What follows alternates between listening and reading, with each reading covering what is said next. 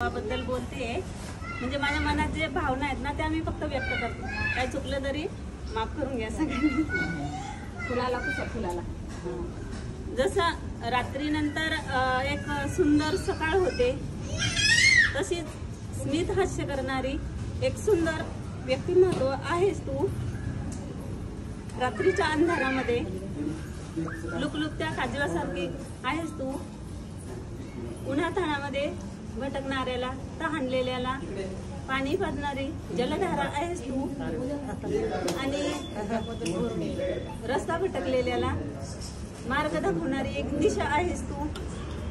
जसा लोखंडाला जसा परिसाचा स्पर्श झाल्यानंतर त्याचं सोनं होतं तो परिस आहेस तू।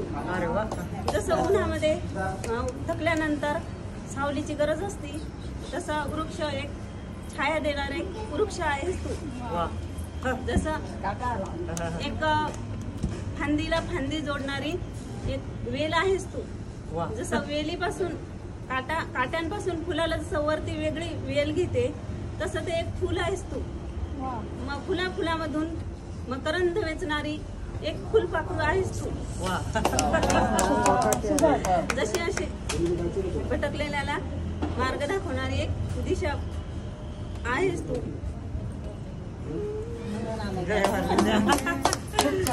खूप छान केलं न पाठ करता त्यांनी केलं। असं जे एक व्यक्तिमत्व मी सांगते की आपण एक कविता ऐकलेली आहे।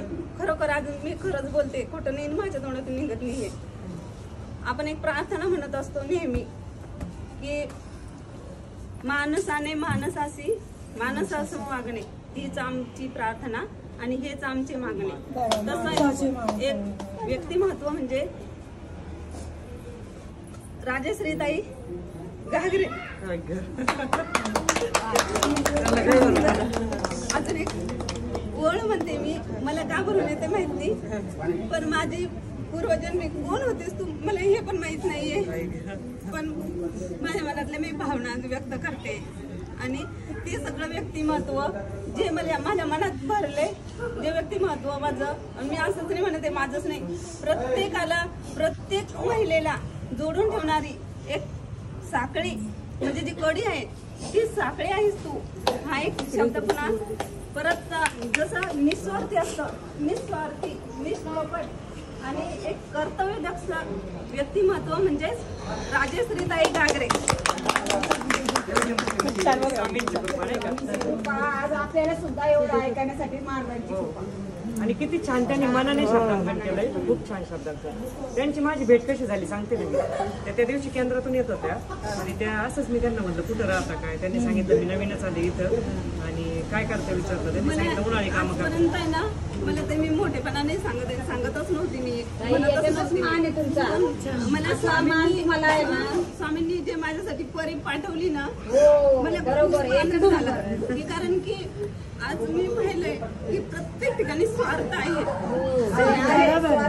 निस्वार्थी असं कोणीच मला भेटलं नाहीये। मला फक्त एक कोणते एक हे व्यक्ती अशी भेटले ना खूप प्रगती पथावर जाईल, खूप आनंद होईल या घराचा।